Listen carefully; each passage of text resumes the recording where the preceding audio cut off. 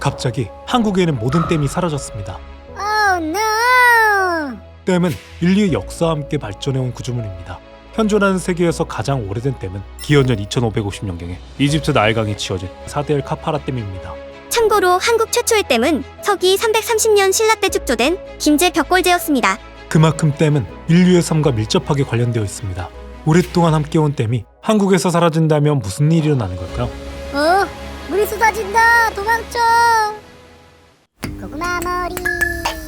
우리나라에는 2020년 기준 크고 작은 댐과 저수지가 18,000여 개가 있습니다. 이 시설이 저장할 수 있는 물의 양은 총 213억 세제곱미터이며 한국의 평균 연간 강수량은 1,200억 세제곱미터에 이릅니다. 댐에 저장된 물은 한국의 연간 강수량의 약 17%에 해당하는 엄청난 양이죠. 평균 60일치 비가 한꺼번에 오는 것입니다. 대규모 댐은 그동안 폭우로 인한 상당량의 물을 저장하여 하류 지역의 홍수를 방지하고 피해를 최소화해 주었습니다. 으아! 설명 그만하고 나 좀 살려줘! 그런데 전국의 댐이 갑자기 사라져 이 엄청난 양의 물이 댐 인근부터 하류까지 수많은 곳을 덮쳐 홍수가 발생하게 됩니다. 으아! 이거 붙잡으세요. 서울 같은 경우 한강 주변의 건물과 저지대인 강남 같은 지역이 잠기게 됩니다. 부산 같은 해안 근처에 있는 도시도 바다 수위 증가로 큰 피해를 볼 수 있습니다. 그나마 한국은 산악 지형이 국토의 70%라서 대부분이 잠기진 않습니다.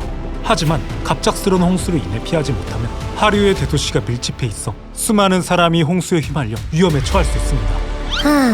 살았다. 이제 다 끝났다. 홍수로 인해 살아남아도 여러 문제가 남았어요. 댐 중에서 농업용 댐도 사라져 충청도, 전라도 등 넓은 농지는 심각한 가뭄으로 메마르게 됩니다. 식량 생산량이 급격하게 줄어들어 식량 가격이 급등하게 될 겁니다. 고구마 한 개 가격이 1만 원? 그런데 농작물에 비료 충분한 거 아니었어? 농업에는 여러분이 생각하는 것보다 훨씬 많은 물이 필요합니다. 비만으로는 부족하고 우리나라의 국토 70%가 산지라서 강수량이 불규칙합니다. 해발 고도도 다르고 산맥 방향, 바람 패턴 등 산지로 인해 기압 변화가 시시각각입니다. 그래서 건조한 시기가 있을 수 있습니다. 그때 물을 제때 공급하지 않으면 메말라 죽게 됩니다. 그래서 미리 댐에 농작물에 필요한 물을 저장하고 건조한 시기에 물을 공급하여 수확량을 유지하고 증가시켰던 것이죠. 물이 금방 사라진다. 심지어 산지 지역이라 경사가 급해 물이 빠르게 흘러내려서 지하수에 충분히 물을 저장할 수 없어 물을 충분히 공급하기 어려워요. 그래서 선조는 오래전부터 물을 가둬 관리하려고 했던 것입니다. 그래도 이만하면 더 이상 피해가 심지어 전력 부족도 발생하여 가정은 물론이고 공장 운영에 지장이 생깁니다. 댐은 단순히 홍수나 가뭄을 막는 용도가 아닙니다. 수력댐은 20개가 있고 총 전력 약 0.85% 전기를 생산하고 있습니다. 댐이 사라진다면 이 0.85%를 생산할 수 없게 됩니다. 1%도 아니고 겨우 0.85%? 적은 수치처럼 느껴질 수 있지만 양으로만 따지면 단순히 약 0.85% 부족해도 수많은 문제가 생깁니다. 필요한 전기를 만들어내기 위해 과부하가 걸려 고장날 수도 있고 대규모의 정전이 날 수 있습니다. 약 99% 전기 잘 나눴으면 될 거야. 무지성 고구마인가요? 전력망은 공급과 수요 사이에 섬세한 균형을 유지하면서 운영되어야 해요. 맞습니다. 전기 공급이 0.85%만 줄어들어도 전력망은 큰 혼란을 겪게 되는데 이는 전력망이 특정 수요 수준을 감당하도록 설계되었기 때문입니다. 공급이 급격하게 줄면 남은 전력을 재분배하는 것으로는 충분하지 않습니다. 이 공급과 수요를 신속하게 맞추지 못하면 전력망이 과부하를 일으켜 광범위한 정전을 초래하는 것입니다.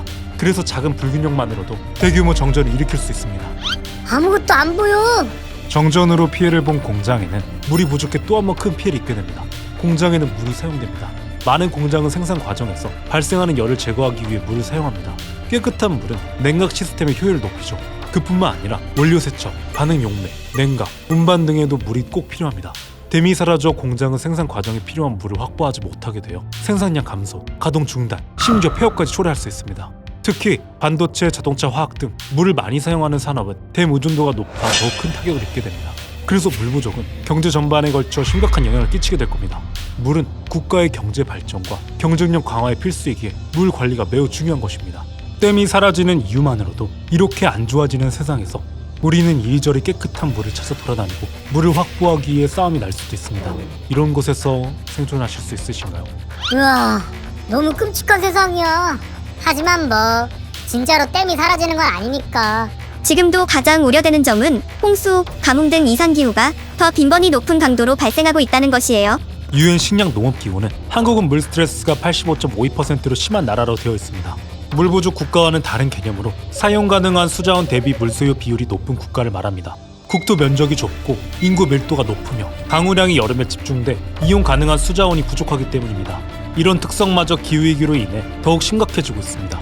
그래서 앞으로 기후변화를 대비해 물 관리에 더 힘을 써야 합니다. 물 관리에 어떻게 힘을 쓸 수가 있는데? 이러한 문제에 대응하기 위해 대통령 직속 국가물관리위원회가 있습니다. 국가물관리위원회?